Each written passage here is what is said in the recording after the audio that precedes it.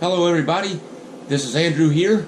I am currently on day 8 of my post-hip arthroscopy recovery. I'm just sitting here kind of right now chilling in the cold compression machine, eating my snacks, eating my old Wisconsin turkey sausage snack sticks, drinking a little chocolate milk, just kind of relaxing and recovering a little bit. Just want to give an update on how I feel thus far, and then also spend some time today going over moving about the house using the walker and crutches, because as I was doing my research on what to expect from the surgery, that was one of the common questions that came up, was how difficult is it to get around. So just an update on how I feel. I feel alright this afternoon, felt a little bit rough this morning, and pretty rough yesterday too, namely because of the side effects of the Percocet. I took that for 5 days. One of the side effects is constipation, and that was a side effect that I experienced. During the time that I was actually taking the Percocet, I didn't really feel any discomfort, even though I wasn't having much in the way of bowel movements. But all that had to come out at some point, and it sure enough did on day 6. I spent a good amount of time running to the toilet. Part of day 7 too. I think maybe as a result I didn't get my PT exercises done as religiously as I possibly should have. So the gut discomfort, which has passed. In addition to that, this morning I felt a fair amount of a dull ache in the joint itself as I was rolling out of bed, actually fairly late in the day. I had not been experiencing that over the previous few days. It had just mostly been stiffness. Today it was definitely an ache in the joint. It took a bit of time on the stationary bike and doing the PT to get it kind of loosened up. It feels better now though. I'm hoping that has passed. I don't know if it was just because I didn't pay as much attention to doing the PT exercises as I should have, or maybe I was getting up and down too much, running to the toilet, whatever, who knows.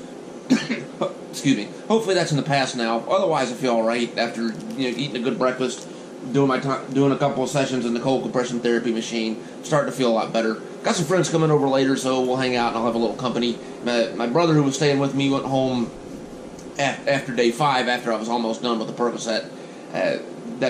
That's another question, is how much help do you actually need? For someone who's single and lives alone like me, having my brother here for a couple of days was definitely helpful. I probably, again, could have gotten away without it, but I would strongly recommend that you have somebody at least for the first couple of days that you're here.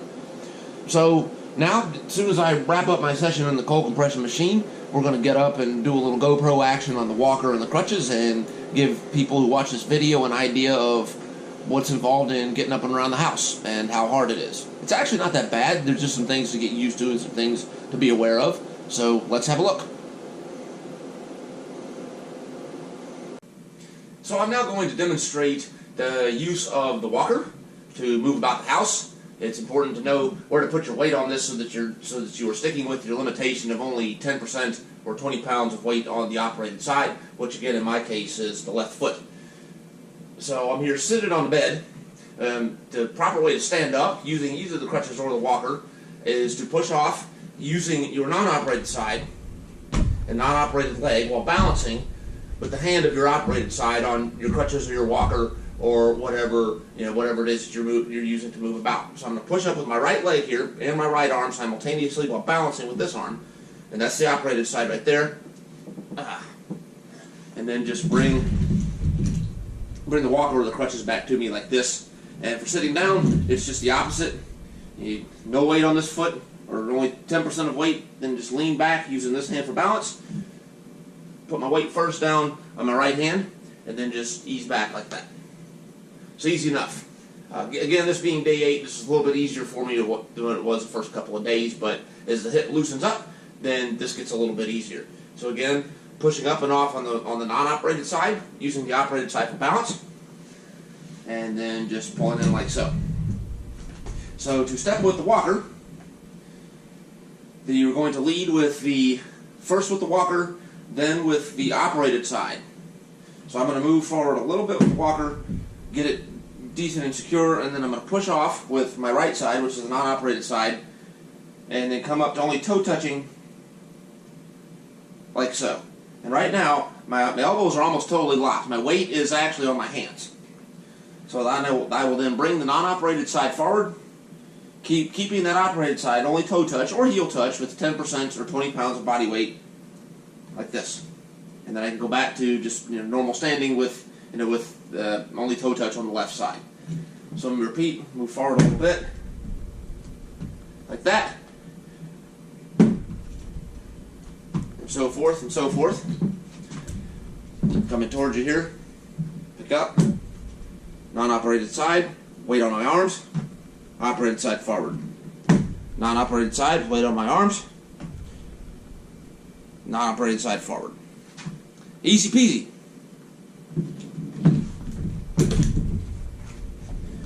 So I will now do a little GoPro action and give you the point of view of walking with the walker from the helmet or from the head mount. So once again with the walker, lead just a bit with the walker, push off with the non-operated foot, come down with the non-operated side like this with your weight centered over the top of the bars, and then bring the operated side up, supporting your weight on the walker, and forward, and step again, and walker down, operated side, then non-operated side, and again. I'm a little bit faster today than you probably will be in the first couple of days. As the hip gets a little bit looser, this gets easier. And again, I'm always looking down and ahead of me just to possible obstructions, things like these, the raised part of the floor here. That's a potential for a trip up and over. And remember that you are a fall hazard and a fall risk, especially when you're on the medication, especially when the nerve block on your operated side is still in place. My first night home from surgery, I actually ended up on the ground unexpectedly right in here. I don't know if I had the walker too far forward or what, but my left leg was still a little bit numb from the nerve block. I either tried to put too much weight on it or had the walker too far forward or something. Ended up basically down in a kneeling position involuntarily. Didn't really fall, more likely just knelt or genuflected like I was in church. A little bit frightening. I fortunately was able to pull myself up on the door jamb here, but be very cognizant of the fact that your hip is unstable and it will still be to some degree numb until the nerve block wears off. Moving about is a little bit dicey, so just be careful and maintain your senses. All right, now let's move on to using crutches. Now we are going to demonstrate moving about the house with the crutches. Again, getting up from a seated position, same as we did with the walker. With the crutches, you'll have both of them in one hand on the operated side. Use both of them for support. With my hand around the, I don't know what you call these handles right here. I'm going to push up on the non-operated side, push up on that leg, using this side for balance, like so. Sitting back down, just the opposite. And I'm going to get my crutches under my arms like this. These should be adjusted with about leaving enough space between the top of the crutch and the armpit. If you're standing up straight, fit 2 to 3 fingers in there. They should not be all the way up under your arms like this. These handles right here should be approximately where you have a little bit of bend in your elbow if you're grabbing them like so. And you're going to step using both crutches at the same time. You do not swing your leg. You move forward push off the non-operated side, move forward with both crutches and the operated foot simultaneously. You'll come down either at the same time or with the crutches just a little bit beforehand, and then push forward with the non-operated foot until your weight is over top of the crutches, and your weight is on your arms, not on your leg. So like so. And then bring the non-operated side forward like this. Remember, keeping 10% weight bearing or 20 pounds on that operated side. And then repeat the steps.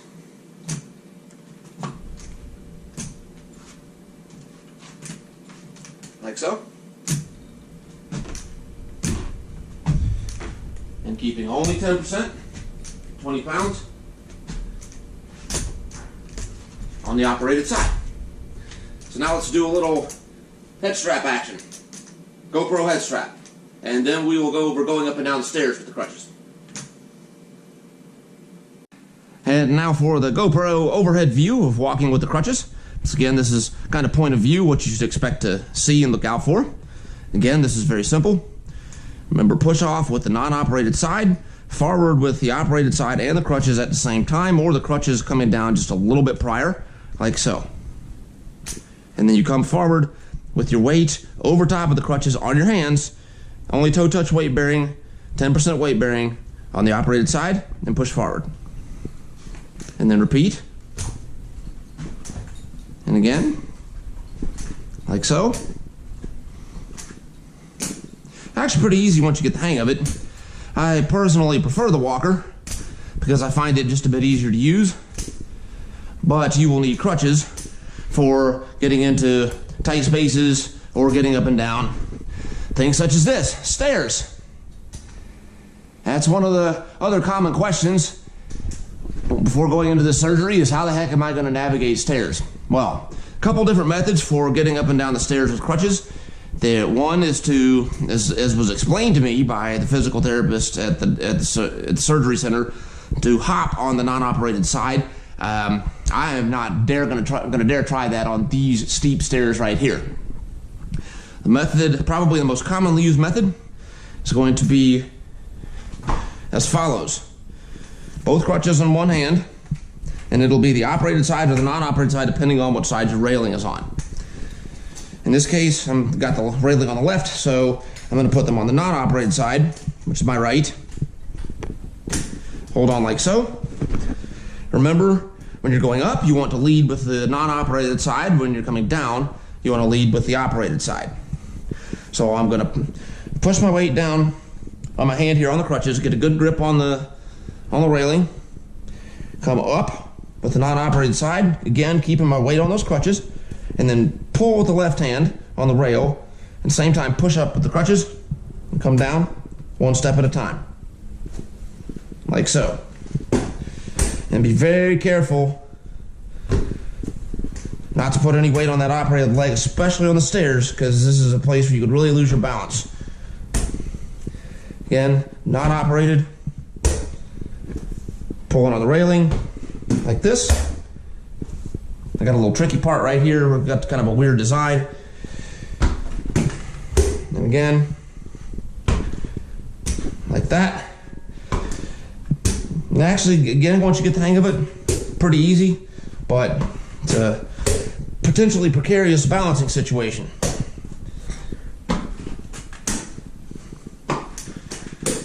And now we are upstairs. Yay. Okay. And going down, it's the opposite.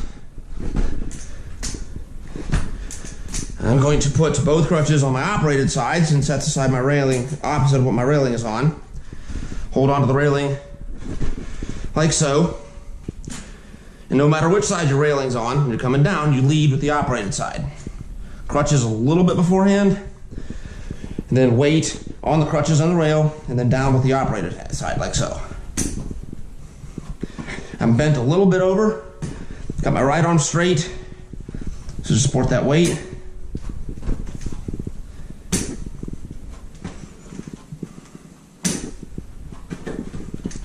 And again, operating around the tricky part of my banister here. Operated side, non-operated side, operated side, non-operated side. Remembering to keep that 10% weight bearing restriction. I make it my goal to only go up and down these stairs once per day. Did it twice today for the sake of this video.